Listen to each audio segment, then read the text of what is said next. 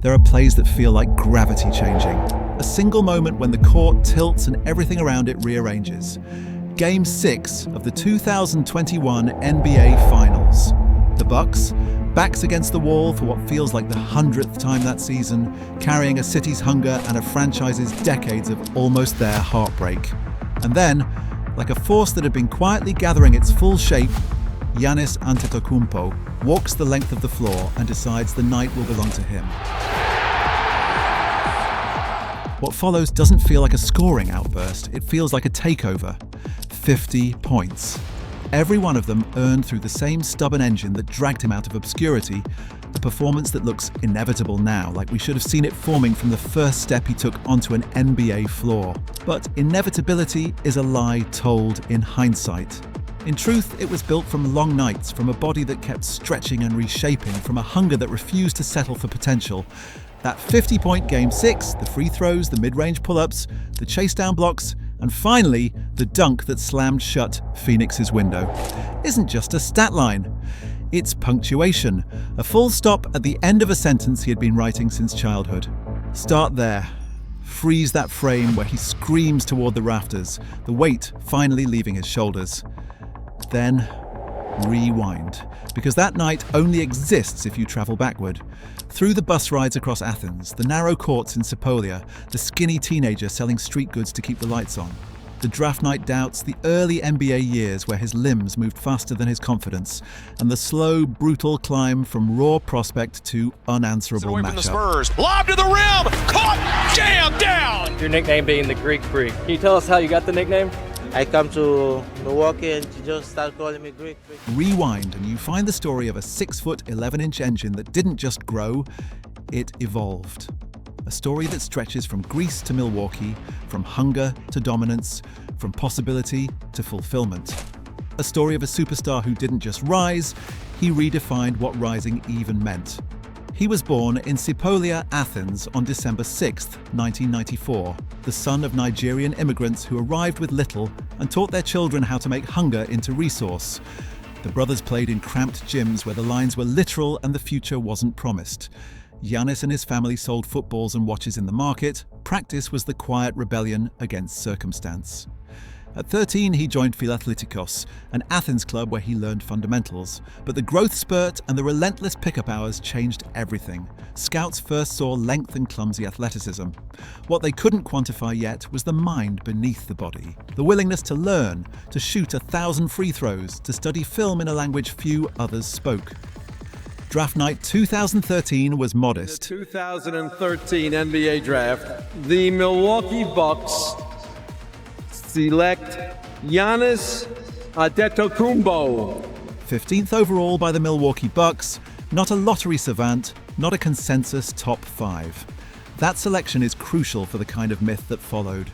Undervalued prospect, work hunger, steady rise. Early seasons were experiments in projection. Coaches tried him at wing, then forward, sometimes center. The league tried to pin him into pre-existing boxes. Giannis refused boxes. He grew into his frame and then into a skill set that made coaches invent new templates just to contain him. He became a physical anomaly, a blend of length, speed, and ball handling rarely seen at his size, which demanded a tactical rethink from opponents and allies alike. His game is a handful of elemental truths repeated ad infinitum. Attack gravity, punish closeouts, finish through chaos, watch his drives, the initial push, the knee bend that converts momentum into a vertical nightmare, the ability to contort and finish over length. He threatens the rim in ways defenders can only adapt to by giving ground, and giving ground becomes a fence for teammates. Early on, Giannis was a slash-first, jump-shot later prototype. His shot was a project, his paint dominance was immediate. That imbalance would define his arc. How do you take a player who demands contact and sculpt him into a complete champion without losing the edge that made him special? Coaching matters here. Jason Kidd's early tenure and the Bucks' front office experiments supplied minutes, but not always clarity. The hiring of Mike Budenholzer and the construction of a supporting cast, Chris Middleton's cold-blooded scoring, Drew Holiday's two-way intelligence, role players who could space and defend, changed the math. Bud's system required patience, spacing, movement, and an attack that sent a signal to defenses. If you help on Giannis, someone else will kill you. The roster fit amplified Giannis' strengths and insulated his weaknesses. That's the quiet algebra of modern team building. The superstar's skill set multiplied when surrounded by the right complements. The 2018-19 season showed the ceiling and the danger. Giannis was MVP-level dominant, pushing the Bucks into regular season excellence. He floated above the rim, led in advanced metrics, and became a nightly headline. Yet the playoffs exposed the problem: an over-reliance on vertical assault, a middling perimeter shot, and a defense that sometimes toggled into predictable counters. The 2019 postseason collapse against the Raptors taught a harsh lesson. Talent alone cannot replace tactical balance. For Giannis, the lesson was surgical. He needed a roundedness, a last-shot confidence, and teammates who could finish when defenses overhelped. Improvement followed. The Bucks leaned into two truths: make Giannis the engine and surround him with reliable spacing and defense. Chris Middleton learned to be a closer. Drew Holiday, acquired in 2020, added pick-and-roll savvy and elite perimeter defense. These moves converted the Bucks from a regular season machine into a playoff-ready chassis. The 2020-21 playoffs were a rehearsal for destiny. Each series taught adaptation, how to exploit mismatches, how to manage minutes, how to use positional versatility against teams built on conventional strengths. By the finals, the Bucks were not just Giannis' team, they were an organism built so Giannis' organismic power could become decisive. Now, the finals. The pressure was both public and private. A city waiting 50-plus years, a player carrying national expectation back to Milwaukee, and an opponent, the Phoenix Suns, with a sharp, methodical offense. Game 6 crystallized everything. Giannis scored 50, grabbed 14 rebounds, and hit the kind of brutal two-handed dunk over DeAndre Ayton that will be looped for generations. But the performance was not only scoring. It was the carrying of defense rebounds, the control of tempo, the repeated choice to finish through contact rather than defer to a safe three. That night is important because it is the synthesis: elite physicality, matured decision-making, and the roster-wide willingness to die on the same hill. It is the proof that a singular body, when properly scaffolded, can tilt a franchise's history. Comparisons are inevitable and useful. Where do you place Giannis among modern giants? He's less Malone's polished post scorer, less LeBron's hybrid creator, less Durant's pure scorer. He lives in a hybrid alley where length meets speed and where the court becomes a corridor he exploits. Compare him to Kevin Durant. Both dominate scoring, but Giannis punishes on the glass and via contact in a way Durant does not. Compare him to Shaq. Both are rim dominant, but Giannis navigates in space with ball handling that makes him a threat as an initiator. The honest comparison is this: Giannis is a new species, an every positional attacker whose value forces defenses to rearrange entire coverages. But the story carries friction. Critics pointed to his sometimes limited shooting range, to his free throw struggles that could hand opponents late-game life, and to an emotional intensity that occasionally became a negative. Technical fouls, frustrated shouts when a pass isn't there. The public's love affair with athletic dominance collides with analytical skepticism. That tension is fertile for narrative because it refracts into human drama. Can instinct be refined into reliability? Giannis' later seasons answered with gradual improvement, improved mid-range touch, better free throw focus, and a clearer sense of when to defer and when to dominate. The 2021 title did not erase the work still ahead. It merely validated the direction. There's also the cultural shape to his legacy.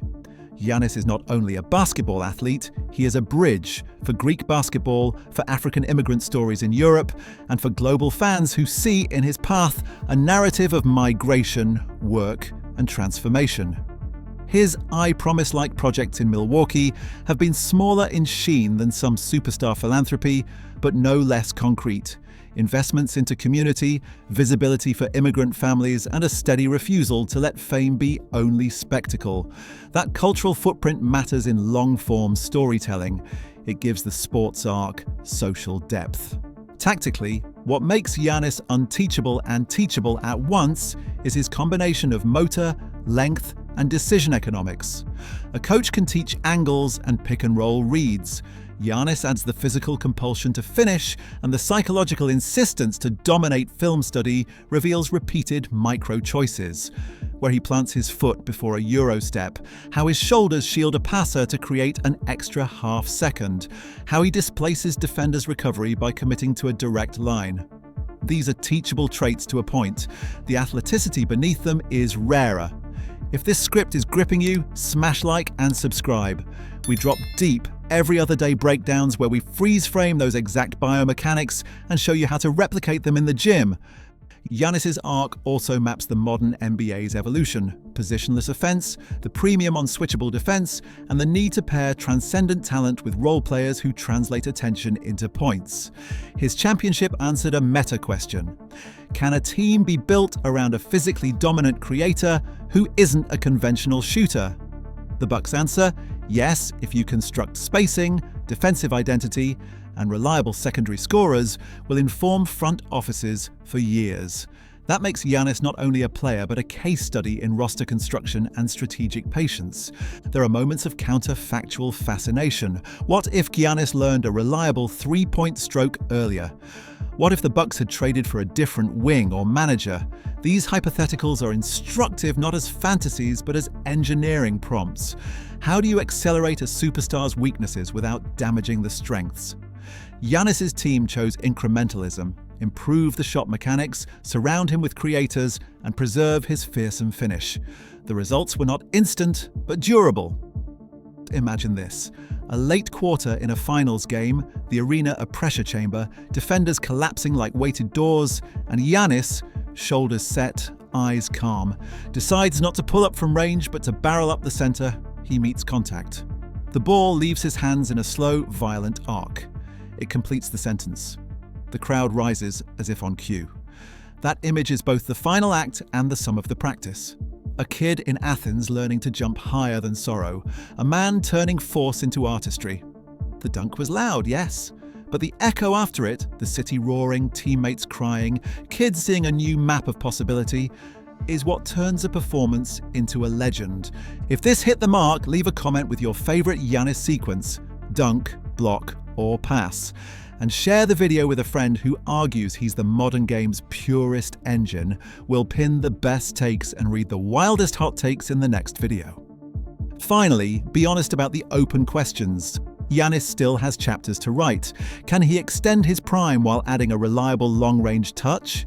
Can he age into a playmaker who still dominates the glass? The best players, the ones whose stories survive centuries, are those who keep answering their own questions. Giannis is in that mode, hungry, growing, and already having changed how teams measure greatness.